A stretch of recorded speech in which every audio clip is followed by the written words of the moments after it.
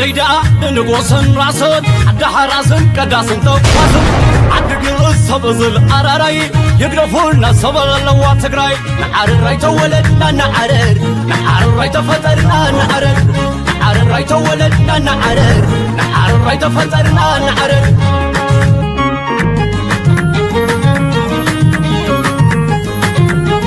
بتلميذ سلام تنا ببزلهم ويبصحهم كبرات خطات المدب تجري ميديا نيتورك نلومي بدكتور دبرتسين زمرح وحاتن بقيتها وردا زمرح وحاتن زوج ومجلسي مكتلا بومبر ودح وحات أي تأماني لاسف ذهب وق على محتتن بتوسخ دمانة بر أمباسادر تجري جاي برها هلك جاي نبى مرخب حفاش كريوم ذهب وق على محتت مسزلو ريتوتات نتفتي محور ميديا زتوم متمدلات اللونا نخت كتات الوعد منا بخبريهم بدكتور دبرتين زمراح ودوح وحات أبتحتي وررتي زلو هزبنا حرايو تاز تمازاولوس تصدتون وغناتنا وحسنهم تحاليو حزي يمولوس زبل جبت زحازة سمنا مجلسي زوت انتخون نزيد ما عب معقوي ما خلاص سدتن زركب هزبنا نحمش تعمتات بزي إخلي أغروت حاجزن عدد حمام موتن تميتن كويني قصر لهم أبزح زوان دما بمخنيا مقراز أغروت كلا سوا حاجز اتزيز أنها حدقة كابز خفنا بزبا أسقاقير ولو كبل جليس الله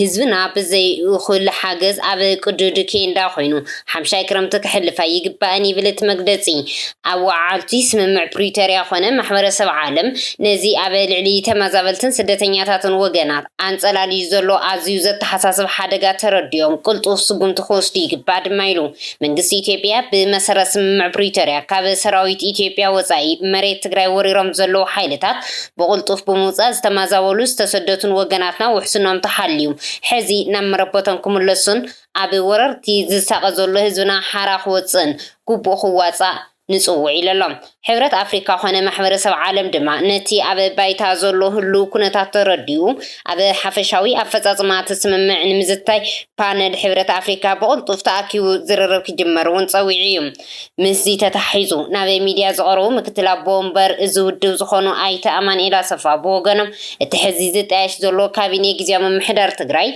تمازابلتي وغناتنا بحيلي زتو سدمريتنا أبي مملاس زل على قد خص أوتي زول انتخونم كساب حزي تمازابلتي زي تمولسلو قند مخنيات دما بوغن تግራይ ዝነበረ ነበር ጊዜያዊ ምሕዳር ትግራይ ኣብ ህሉዊ ብሄራዊ ረውሓታት ትግራይ ዘየድህብን እኳዳስ ኣብ ነታ ውድብ ህወሓት ብሓይሊ ንምዕምራርን ንምፍራስን ሙሉ ግዚኡ ዘጥፍእ ብምንባር እዩ እዚ ድማ ውድብ ህወሓት ይኹን መላ ህዝቢ ትግራይ ካብ ብጉሓቱ ስለ ዝነቕሓሉ እዚ ጉጅለ እዚ ኣይፋል ኣብ ምባል ብትሪ ተሰሪሑ እዩ ነዚ እውን እምቢን ሚልኪ እምቢን ብሄራዊ ጭቆና ኣብ ዝብሉ ቴማታት ዓሲሉ ነዚ ጉጅለ እዚ ምስ ሰራዊት ብምዃን ካብ ስሩን ክመሓው ዝተገበረ እቲ خلاي نتمازبلتن مريتنا زي من السكونات كوين زول دما اتي بوغن منغسي إثيوبيا زرا زلو قنعنا زغودلو اكايدا ايلوم اي تاماني لا صفان اوان وفتح زيك على نمنتاي تغاتي تزول كلتا مسرتاو نغرات يوم عايز الرايني حدا بوغن تግራይ نزو غدايزي كفصم حدري استوهاو غيزاو ممحدار نتحدرو طليمو نابتو غبو سرح نابتو غبو خناتات كمرح يكالن سلازي كم تعنتو يزولكو خاصة هاو استوهاو مسرتاو تلقوتات ناي تግራይ بيراو روحاتات زرغاغصو تلقوتات غديفو تግራይ مفراس بيراو روحاتات تግራይ مهجار حوحات مفراس ابكالي خناتات تصميدو كنقساقسن يكالن كسرح يكالن حوحات يكون نحلتات مخته كسرح يكالن قولف حيزو مالتي حدا زيو سلازي بوغن تግራይ زغاطمنا صقم يتحده ነገር ካልኣይ ከዓ ኣብ መንግስቲ ኢትዮጵያ ዘሎ ቅንዕና ዝጎደሎ ካይዳ እዩ ስምምዕ ፕሪቶሪያ زلاق سلام بزمص منغدي ጉዳት ዝበጽሖ ጀኖሳይድ ዝተፈጸመሉ ህዝቢ ዘሕዊ ኣብ ትግራይ ወሪሮም ሒዞም ዘለው ሓይልታት ካብ ዝወረሩ ወኻብታት ክወጽዑ ጥቃም ክፈትሑ ዝተጣየሹ ዘይሕጋዊ ምሕዳራት ክፈርሱ ሓደሽቲ ሰፈርቲ ናብ ትግራይ ዝኣተው ሓደሽቲ ሰፈርቲ ካብ ኣምሓራ ካብ ገለ ንዓቶም ከውጽእ ይግብኦ ማለት እዩ እዚ ገይሩ تهزب تግራይ استمزابل يكون استسدتت يكون ኣብ تحت ወረርቲ ዘሎ ህዝቢ ሓራ ወጽዩ ናብ መረበቱ ክምለስ ይግባእ ስለዚ መንግስቲ ኢትዮጵያውን ነዚ ጉዳይ እዚ ብቅንዕና ይከረን ታዩ ናምታይ ይኸይዱ ኣብ ትግራይ ዝተፈጠረ ውሽጣዊ ጸገማት ንዕኡ ኤክስፕሎይት ብምግባር ትኹነታት ትጸገም ክናዋሕ ናብ ዘግብር መንገዲ ኣትዩ ማለት እዩ ኣይተ ኣማኑኤል ኣሰፋ ብተወሳኺ ኣብ ሰራዊትን ሕወሓትን ዝግበር ዘሎ ስምጥፋእ ምክንያቱ እንታይ እዩ ጀነራል ታደሰ ወረደ እንትሽዮሙ ዝፈረምዎ ሰነድከ ውድብ ሕወሓት ብኸመይ ትሪኦም ተባሂሎም እንትትሕተቱ እቲ ኣብ ሰራዊትን ኣብ ውድብ ሕወሓትን ዝግበር ፀለመ መወገሲ እዩ እዞም ዝፅለሙ ክልተ ውዳበታት ጥራሕ እዮም ብሄራዊ ረብሓታት ትግራይ ዘረጋግፁ ኢሎም ኣለዉ ስለዚ እውን ነዚኦም ዝፅልሙ ኣካላት ትግራይን ህዝባን ረብሓታቶም ኣረጋጊፆም ንኸይኸዱ ካብ ዘለዎም ድሌት ዝተበገሰ እዩ ኢሎም እዚ ድማ ቀይሕ መስመር ውድብ ሕወሓትን ህዝቢ ትግራይን ሰራዊት ትግራይን እዩ ኢሎም ነዚ ድማ መላ ህዝብና ነቲ ነበር ጊዜያዊ ምምሕዳርን ደገፍትን ዝቃወሙን ኣይፋል ዝበለን ስለዚ እውን ኣብ ሰራዊትና ዝግበር ፀለመ ውድብ ሕወሓትን ብትሪ ዝቃወም ስለዝኾነ እቲ ሓድሽ ጊዜያዊ ምምሕዳር ብስርዓት ምስተጣየሸ ተሓታትነት ክነስፍን ኢና ኢሎም ብፍላይ ድሕሪ ጉባኤ ትኩረት ጌርና ጊዜያዊ ምምሕዳር ንምትዕራይ ቃልስን ገብረሉ ዝነበርና ቀንዲ ምክንያቱ እንታይ እዩ እዚ እዩ ብሄራዊ ረብሓታት ህዝቢ ትግራይ ንምርግጋፅ በቃ ቁልፊ ዕንቅፋት ኮይኑ ኣብ ቅድሜና ተገቲሩ ዝፀንሐ ኣብ ትግራይ ዘጣየሽናዮ ጊዜያዊ ምምሕዳር እዩ ንህዝቢ ትግራይ ዘይኮነስ ፀረ ህዝቢ ትግራይ ምንቅስቃስ ንብሄራዊ ረብሓታት ህዝቢ ትግራይ ምርግጋፅ ዘይኮነስ ብሄራዊ ረብሓታት ህዝቢ ትግራይ ምህጋር ዝተዋፈረ ስለዝኾነ ንዑ ከይዕርኻ ወስክ ትብል ኣይትኽእልን ለዚ ንዑ ብምዕራይ ኣቢልና ናይ ህዝቢ ትግራይ ፀገማት ንምፍታሕ እዩ ተቃልሲ ለዚ ሕዚ እውን እቲ ጊዜያዊ ምምሕዳር ንምትዕራይ ዝተገበረ ቃልሲ መሊኡ ዝተወድአ ኣይኮነን ግን ኣብ ሓደ ብርኪ በፂሕሎ ንሶም ማዕራሪኻ ሕዚ እውን ናፍታ ቁልፊ ነገር ክንመለስ ኣለና እታ ቁልፊ ነገር እታ ቀንዲ ነገር እንታይ እያ እታ ናይ ህዝቢ ትግራይ ህልውናን ድሕንነትን ምርጋፅ እያ ናይ ህዝቢ ትግራይ ህልውናን ድሕንነትን ብዘረጋግፅ መንገዲ ኣብ ትግራይ ውሑስ ሰላም ብዘረጋግፅ መንገዲ ስምምዕ ፕሪቶርያ እናተተግበረ እንትኸይድ ተሎ ከዓ ጎኒ ንጎኒ ከምታ ኣብታ ስምምዕ ፕሪቶርያ ተቐሚጣታ ዘላ እዚ ሰራዊት እዚ ብክብሪ ብዲዲኣር ናብ ስሩዕ ሂወቱ ክምለስ ትግራይ ዘድልያ ሓይል ፀጥታ ከዓ ኣብ ብስሩዕ ንሓደ ክልል ዝፍቀደሉ ስሩዕ ፀጥታ ሓይልታት ፀጥታ ክህልዋ በዘግብር ናብ ንቡር ክምለስ ኢና ንደሊ ኣብዚ እዋን እዚኣ ግን ኩሉ ነገራት ናይ ህዝቢ ትግራይ ህልውናን ድሕንነትን ኣብ ብጣዕሚ ሓደገኛ ኩነታት ኣብ ዘለሉ ኩነታት እናሃለና ነዚ ሰራዊት እዚ ንምፍራስ ነዚ ሰራዊት እዚ ንምፅላም ዝግበሩ ምንቅስቃሳት ሕዚ እውን ሓላፍነት ዝጎደሎም እዮም ሰራዊት እዚ ብከምዚ መንገዲ ኣይኮነን ክኸይድ ዘለዎ ጊዜያዊ ምምሕዳር ትግራይ ተመዓራርዩ ናብ ስራሕ እንትኣቱ ከዓ ኣንጻር ሰራዊትና ዝግበር ዝኾነ ዓይነት ምንቅስቃስ ተሓታትነት ክረጋገፀሉ ኣበርቲዕና ክንቃለስ ኢና ማለት እዩ ከም ውድብ እቲ ጀነራል ታደሰ ፈሪሙ ዝተቐበሎ ሰነድ ድማ ኣካል ውዕሊ ፕሪቶርያ እምበር ዝፍለ ነገር የብሉን ብምባል ነቲ ብዙሕ ተቃውሞ ዝወፅሖ ዝነበረ ብጀነራል ታደሰ ዝተፈረመ ሰነድ ውድቦም ሙሉእ ብሙሉእ ከም እትቕበሎ ገሊፆም ፕሬዚደንት ጊዜያዊ ምምሕዳር ትግራይ ክቕበል እንተሎ ንሱ እውን እዚአን ክፍፀማ ይደሊ እየ ብዝብል ምስ ጊዜያዊ ምምሕዳር ፕሬዚደንት ክረዳዳ ይኽእል እዩ ትምርዳእ ንሱ መሰረት ገይሩ ክሰርሕ ይኽእል እዩ ትምርዳእ ንሱ ብቐንዱ ምስ ስምምዕ ፕሪቶርያ ይሳነዶስ ይጓነፅ እዩ መሰረታዊ መርኣይ እዚ ክሳብ ምስ ስምምዕ ፕሪቶርያ ዝተሳነየ ምንም ፀገም የብሉን ንስምምዕ ፕሪቶርያ ዝፃባእ ነገር እንተሃልይዎ ብሄራዊ ረብሓታት ህዝቢ ትግራይ ዝጎድእ ነገር እንተሃልይዎ ከዓ ያው ጎዳእ ነገር እዩ ዝኸውን ተቐባልነት ኣይህልዎን ክሳብ ኣነ ዝረኣኽዎ ግን ኣብቲ ወረቐት ብዝርዝር ተቐሚጡ ዘሎ 1-2-3-8 ነጥብታት ግን ንስምምዕ ፕሪቶርያ ጥሒሱ ክሓልፍ ዝኽእል ነገር ኣለዎ ኢለ ኣይፅበን ማለት እዩ ስለዚ ናይ ተመዛበልቲ ምላስ ይኹን ናይ ዲዲኣርስ ይኹን ናይ ገለስ ይኹን ተቐሚጦም ዘለዉ ከመይ ከም ዝፍፀሙ እንታይ ማለት ከም ዝኾኑ ኣብ ስምምዕ ፕሪቶርያ ብግልፂ ተቐሚጦም ኣለዉ ተፈናቀልቲ ከመይ እዮም ዝምለሱ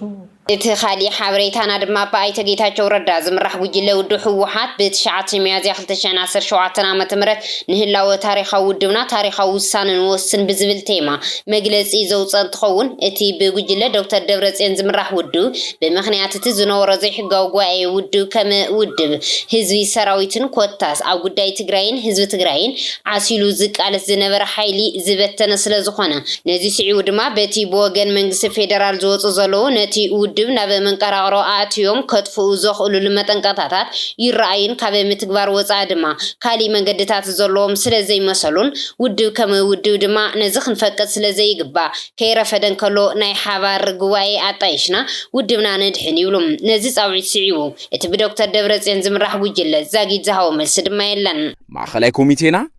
ኣብዚ ከምዚ ዝበለ ሕማቕ ኣጋጥሞን ጸሊም ታሪኽን ዘትዩ ኣለዉ መበገስቱ ዘተ ማዕረ ትብህልክ ብድሕረትን ድንቁርናን ዝተሰነየ ውሽጣዊ ጎንፂ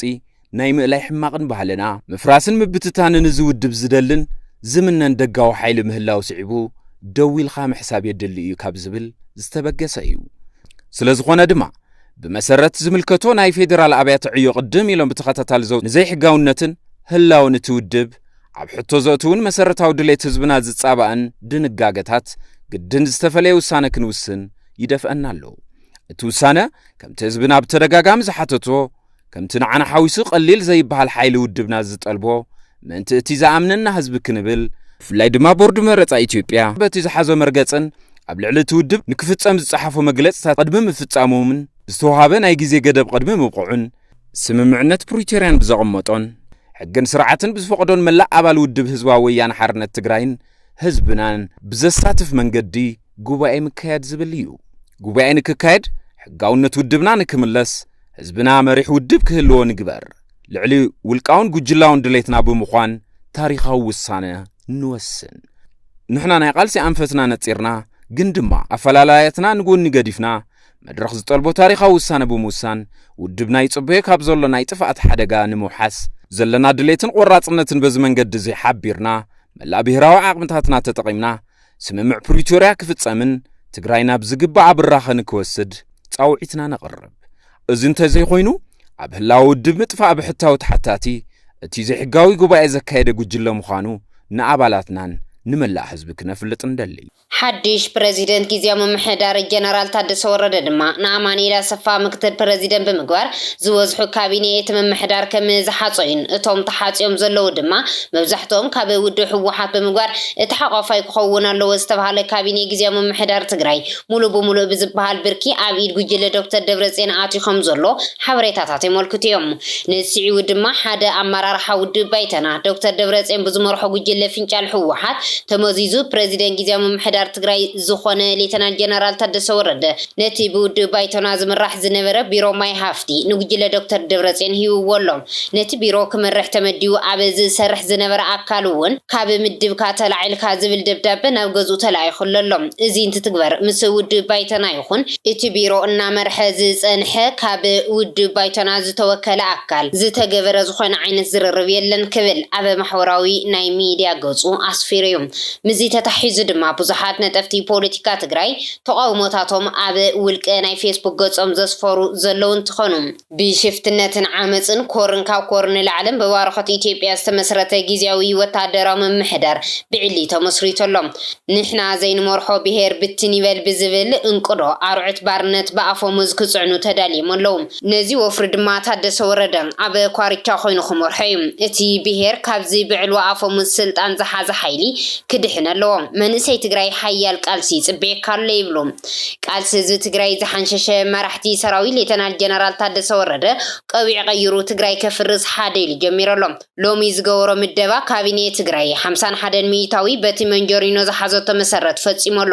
እዚ ማለት ውን ነፃን ማእኸላይን ኮይኑ ክርአዝ መኻኽሮ ዝነበረ ሕዚ አውቂዑ ቀዊዑ ቀሊዑ አባልን አካል መሪሕነትን ጉጅለ በዓል ዶክተር ደብረጽዮን ምዃኑ ሎሚ ግልጽ ገይሮሎም ብጌታቸው ረዳ ዝተኣገዱ አባላት መሪሕነት ሰራዊትን ጀነራል ታደሰን መሰላቱን ክእግድ ስልጣን የብሉን ኢሎም በብተራ ዝኣወጁ ምዃኖም ረሲዖም ታደሰ እታ ናይ ፕሬዚደንት ስልጣን ምስተውሃወቶ በታ ጌታቸው ዝተጠቐመላ ማህተም ተጠቒሙ እግዶም አልዒሉሎምሎም ጀነራል ታደሰ 10 ሚያዝያ 2017 ዓመተ ምህረት ዕድሚኣ ዝወደአት ፍንጫል ሕወሓት ካብ ዝግባእ ኣኹታን ላዕሊ ሰሊዑ ስልጣን መንግስቲ ምዕዳሉ ታደሰ ኢዱን ሩስን መንጀሪኖ ዘረከበ ምስሌን ምዃኑ ዘርኢ ካብ ምዃኑ ካልእ ትርጉም ይወሃወን ጀነራል ታደሰ በአፉ ሓድነት ህዝቢ ትግራይ ከረጋግጽ ይብል ብተግባር ግን ኣብ ቀልቀለ ጻድፍ ተንጠልጢሉ ዘሎ ሓድነት ህዝቢ ትግራይ ክርቢት መሊሱሎም እዚ ድማ እቲ ዘሎ ፖለቲካዊ ውጥረት ካልእ መልክዕ ክሕዝን ትግራይ ናብ ዝበኣሰ ናይ ምብታን ሓደጋ ይጎታ ከም ዘሎን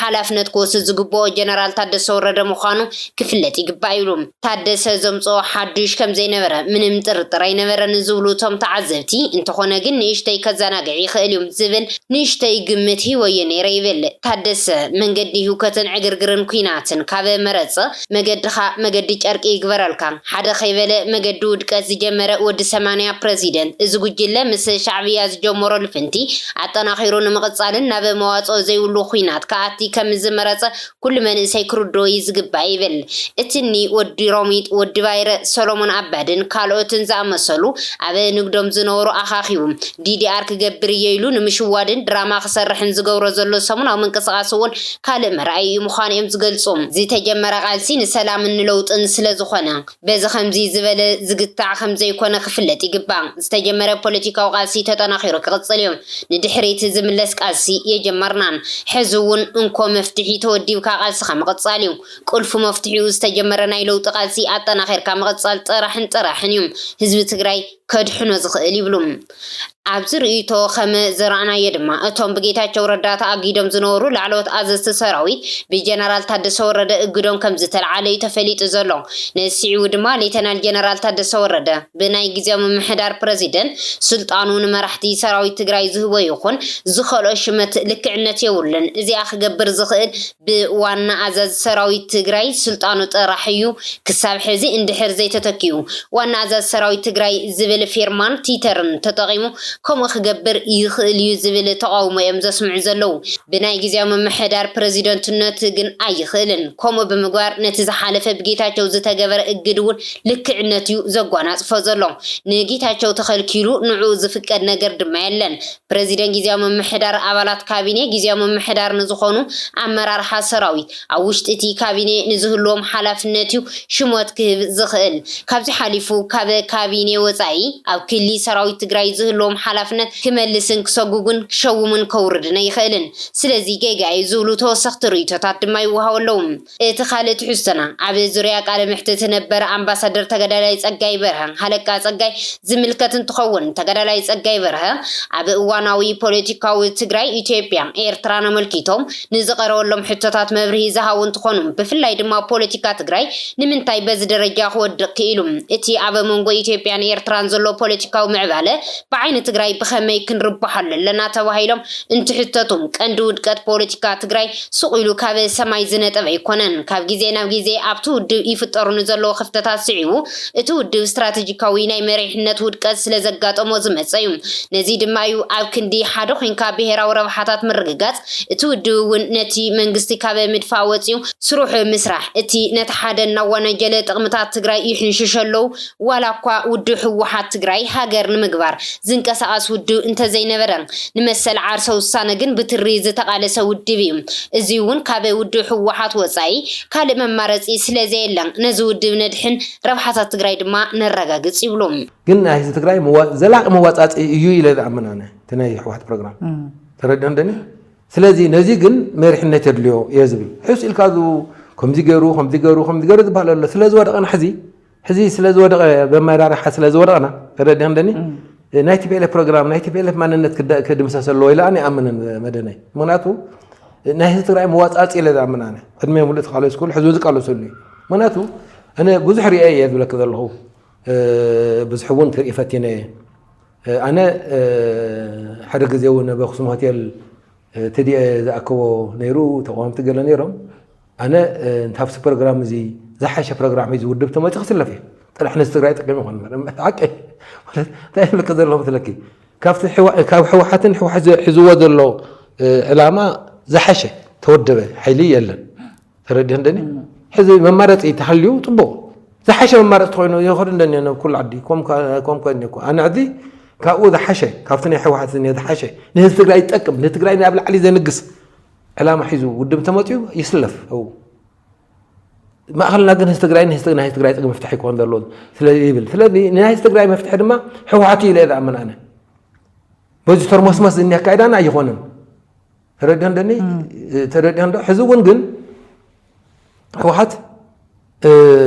ክድሕን ይኽእል እዩ ዝብል ዘለና ከመይና ክነድሕኖ ንኽእል ኣብ ውሽጥና ተድሕና ኣብ ጉዳይ ኢትዮጵያን ኤርትራን ዘሎ ጉዳይ ድማ ትግራይ ብኣንጻር ስትራቴጂካውን ታክቲካውን ረብሓ ፈልያ ምስ ትስለፎ ክትስለፍ ኣለዋ እቲ ልፍንቲ እውን እንተኾነ ንፌደራል መንግስቲ ዝምልከት ስለዘይኮነ ትግራይ እዚ ክትገብር ኣለዋ ክትገብር የብላን ዝብል ጌጋን ተቐባልነትን ዘይብሉ ይብሉ ንዓና ዝኽልክለና መን እዩ ግዳ ንሕና ክንገብር ዝግብኣና ዝመስለና እንታይ እዩ ንዓና ሲያዋፀና ዶ ሓንቶ ግን ነጊርኪ ንሕና ንባዕልና እንታይ ኢና ንሓስብ እንታይ ኢና ንደሊ ዝብል ኣቕሚጥና ተረድተኒ ብደንፃር እዚ ክንክተሎ ዝግባአና ስትራቴጂ ኣቕሚጥና ኣብዚ ስትራቴጂ ንሓልታት ተሰላልፋ እዩ ስለዚ ስትራቴጂክ ፈታዊና መን እዩ ኣብዚ ታክቲካል ፈታዊና መን እዩ ኣብዚ ነዚ ድማ ከመይና ብጥበብ ዝተመልኦ ንፍፅሞ ዝብል ብደንቢ ተነፂሩ ተረድነ ተነፂሩ ኣብዚ ተኣልያንስኻ ብኡ ዝውሰን ማለት እዩ ስልካ ሃንደበት ኢልካ ስለ ዝኮሪኻ ወይ ከዓ ስለ ዝኮረፍካ ናፍቲ ክትብል የብልካን ዝብል እምበር ኣነ ንትግራይ ዝጠቀምቲ ኮይኖም እንታይ ሰይጣን ዝሕበር ሰይጣን ዳሰይጣን ይበር ሕዚ ኣነ ሓቂ ነገር ክዘሎ ንሶም እንተደልዮም ሻዕብያ ኮይኖም ምስ ፋኖ ኮይኖም ምስ ሶማሊ ኮይኖም ኢማራትስ ምስ ኢራን ምስ ገለ ኮይኖም ከወገና ክጭፍጭፍና ምስ ቻይና ኮይኖም ክጭፍጭፍና ምስ ዓለም ኮይኖም ክጭፍጭፍና ንሕና ኣልያንስ እንድሕር ሃልየና ግን ፈሊጥና ንገብሮ እዩ ምስ ብልፅግና ጠቕመና እንተኮይኑ ንኸይድ ምስ ፋኖ ጠቕመና እንተኮይኑ ንኸይድ ምስ ሻዕብያ ጠቕመና እንተኮይኑ ንስለፍ እንታይ እዩ ዘፍርሐና ወይ ግን ኣነ እንታይ እየ እቲ ከምዚ ዝበሃል ኣይገበርናየን እምበር እንተተገይሩ ኣነ ኣይፈልጥን ንትግራይ ከመይ እዩ መዋፃፅኣ ዝብል ንቐዳም ኣቕሚጥና ካብኡ እንታይ እዩ ኣልያንስ ንሕና ንኽልከል ካሊእ ከም ድላ ይገብር ንፈቅድ ስለዚ እንድሕር ፅጊቦምና እኮ ምስ ዝኾነ እኮ ንሓብር ኢና እንድሕር ድሌትና ዝዕምፀፅኡ ኮይኖም ድሌትና ዘይባል ንድሕር ኮይኑ ተረዲእካ እንደኒ ንሕና ሕትኽቲ ኢልና ሽኾቶም ተሚልና ኣይንነብርን ወይለ ከመልና ነብር ኣኹም ኢልና ኣይንነብርን በምን መንገዲ ሎሚ ብሎና ይኽእሉ ይኾን እዮም ፀሓን ግሆ ግን ኣይንገብራን ደቅና ንሰይነመርን ደቅና ህዝቢ ትግራይ ባዕሉ ዝውሰነላ ዓለም ህዝቢ ትግራይ ናይ ባዕሉ ዕድል ባዕሉ ዝውሰነሉ ዕድል ዋዛታት ኣይኮኑን ኣብይ ዝመርሖም ቅንጅት ዘባ ብልፅግና ዋዛታት ኣይኮኑን ስልታዊ ኣካይዳ ህዝቢ ዘጥፍእ ኣካይዳ እናኸድና ኸዲኦም መፅኦም ሃገር ቁልቁል ኣፋደፊኦማ ዘለው ስለዚ እዛ ሰነድ እዚኣ ብረቂቕ መልክዕ ሕዝውን በቲ ናይ ሰራዊት መራሕነቱ በቲ ጀነራል ምዃኑ እሞ ከዓ ተመክሮ ናይቲ ግዝያዊ ምሕዳር እውን ዘለዎ ብተወሰነ መልክዕ እውን ኣብ ተግባር ዘውዓለ ሰብ እውን ስለ ዝኾነ ሕጂ ኢና ረኸብና በዚኣ ጌርና በቃ ክንኣስሮ ኣለና ዝብል እውን ክኸውን ይኽእል ነዋዲ ነወስ ንሕና ግን ዋስና ኣለና ድዩ ከመይ እዩ ስለዚ እዚኣ ወዲ ወረደ ክብሩ ክሕሉ ዝነበረ ናይ ህዝቢ ትግራይ ብምስጋና ክሓልፍ ጥቕሙ ክሕሉ እንድሕር ኮይኑ ህዝቡ ከም ዘሎ ኮይኑ ምስ ሕወሓትን ምስ ሰራዊትን ይህን ኢሉ ብደቂቁ ተረዳዲኡ ክኸድ ክመርሕ ምኽኣል ኣሎ እዚኣ እያ ናብ ዓወት ክትመልሰና እውን ትኽእል ዓወትና ተረጋግፀልና ዝኽእል እዚ ህዝቢ ዝተበደለ ህዝቢ ክከሓስ ዝኽእል እዚኣ ምስ ዝገብር እዩ ስለዚ ካፍተን ሰለስተ እኳ ዝገርመካ ነገር 8 እየን ዘለዋ ግን ናይ ተፈናቐልቲ ነገር ተጠቒሱ ኣለዉ ናይ ዲዲኣር ነገር እውን ተጠቒሱ ኣሎ ቀፂሉ እውን ናይ ምርጫ ነገር እዚኣተን ዘይረን ናይ ተፈናቐልቲ ጉዳይ ቅድሚ ሕጂ ሓንቲ ነገር ከይተጨበጠ ብዓይኑ ዕሙተይ ሰዲዱ ክንደይ ህዝቢ ህሊቑ እዩ ብምንታይ ኣቲ ትርጎም ዛ ተፈናቐልቲ ኢሎም ኣቐሚጦምሉ ዘሎ ኣካይዳስ ከመይ ክትከውን እዚ ክሕሰበሉ ምኽኣል ኣሎ ዲዲኣር እንተኾነ ዘን ፀላእቲ ብስውር ሰርሓልና ከጥፋኣና ሙሉእ ሓገዝ ዝገብራ ዘለዋ ኣሜሪካ ይኹን ኣውሮፓውያን ይኹን ህዝቢ እናረገፈ ብጥሜት ብሕማም እናረገፈ እናሞተ እናሃለወ ኣትሊስት ሰብኣውነት ተሰሚዕዎን እኳ ንዕኡ ነዚ ህዝቢ እዚ ኣለና ልካ ኣከንተ ዝብላ መፂአን ዲዲኣር እየን ዘልዕላ እዚ ምስናታትን ዓለም ለኻዊ ጂኦፖለቲካል ተኣሽሙ ዝተኣሳሰረ ዝኾነ ዲዲኣር ማንም ኣምባሳደር ይምፃእ ማንም ተወካሊ ይምፃእ ማንም ናይ ኣውሮፓ ማሕበረሰብ ተወከልቲ ይምፅኡ ዲዲኣር ስለዚ እዛ ነገር እዚኣ ተመልከት ኣብኣ ተጠቒሳና ካልእ ምርጫ ድማ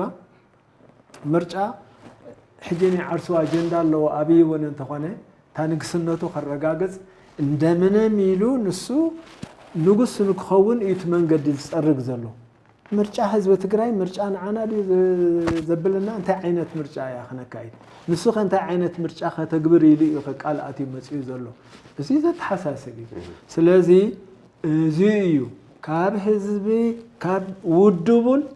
ካብ ሰራዊቱን ምኽሪ ወፃኢ حنت زقسقس لا ነገር كتهلو يبلان جنرال ورده تخبيرون زنقنا تلعلك نبر تخوينو ازيا طرحين مرجو كبل دل بخمي من قد خفتما نقل كبرات تخاتلتي تግራይ ሚድያ ኔትወርክ ንሎሚ ዝሓዝናልኩም እዋናዊ ዛዕባታት ነዚኦም ይመስሉ ነይሮም ምሳና ንዝነበረኩም ጻንሒት ካብ ልብና መስግን ንኹልኹም ተኸተልቲ እምነት ክርስትና በብዘለኹም ርሑስ በዓል ትንሳኤ ክኾነልኩም ተመኒና ሰላም عديدا نقوسن راسن عدها راسن كداسن توقاسن عدقل السبزل أراراي يقرفولنا سبل اللوا تقراي نعار الراي تولدنا نعرر نعار الراي تفترنا نعرر نعار الراي تولدنا نعرر نعار الراي تفترنا نعرر